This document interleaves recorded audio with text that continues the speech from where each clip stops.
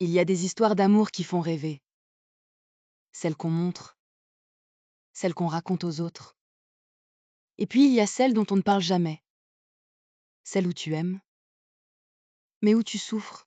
Pas une souffrance spectaculaire. Pas des cris, pas des scènes. Une souffrance silencieuse. Calme en apparence, mais profonde. Au début, tout semble normal. Il y a une rencontre, des moments forts, des mots qui rassurent, des promesses, parfois même sans être dites. Tu t'attaches, tu t'investis. On t'a appris que l'amour demandait des efforts, qu'il fallait parfois être patiente, compréhensive, que toutes les relations traversaient des phases compliquées. Alors tu fais ce que tu sais faire de mieux. Tu donnes du temps, tu donnes de l'énergie, tu donnes de l'attention. Tu fais un pas vers l'autre, puis un autre, et encore un.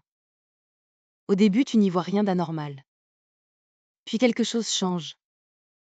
Ce n'est pas brutal. Ce n'est pas une rupture. Ce n'est pas un événement précis.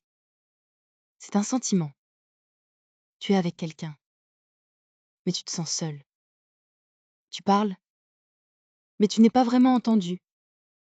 Tu fais des efforts, mais ils semblent invisibles.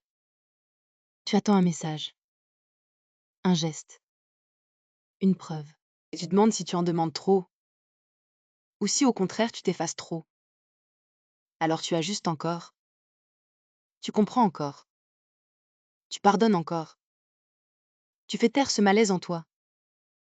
Un jour, tu te rends compte que tu es fatigué. Pas physiquement, intérieurement. Tu continues d'aimer. Mais tu ne te reconnais plus.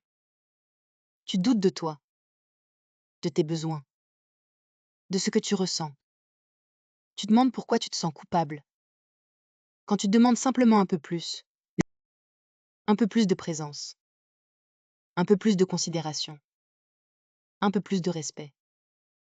Et surtout, une question commence à apparaître. Pourquoi est-ce que ça fait aussi mal? Si c'est de l'amour, tu essaies de te rassurer. Tu te dis que toutes les histoires passent par là, que ça finira par s'arranger. Mais au fond de toi, tu sais que quelque chose ne va pas, même si tu n'arrives pas encore à mettre des mots dessus. Ce n'est pas une absence d'amour, ce n'est pas un manque d'effort, c'est autre chose. Ce n'est pas l'amour qui te fait souffrir, c'est ce que tu acceptes en son nom, c'est ce que tu tolères par peur de perdre, c'est ce que tu justifies pour ne pas remettre en question toute l'histoire. Il arrive un moment dans une vie où continuer sans comprendre devient plus douloureux que de faire face. Un moment où rester dans le flou coûte trop cher. Un moment où tu sens que si tu ne comprends pas maintenant, tu continueras à revivre la même histoire, sous une autre forme. C'est souvent là que tout commence vraiment. Pas quand on rencontre quelqu'un, mais quand on commence à se choisir. Si cette histoire résonne en toi, ce n'est pas un hasard. Certaines réponses ne se trouvent pas dans les autres, mais dans ce qu'on n'a jamais appris sur l'amour, sur soi et sur ses limites. Quand l'amour ne suffit plus, comprendre devient vital. .si, ce que tu viens d'entendre te parle. Ce n'est pas un hasard. Il y a des choses qu'on ne nous a jamais apprises. Sur l'amour, sur les limites, sur la différence entre aimer et se perdre. Ce guide n'est pas là pour te dire quoi faire. Il est là pour t'aider à comprendre. Comprendre pourquoi tu souffres. Comprendre ce que tu répètes. Comprendre ce que tu mérites.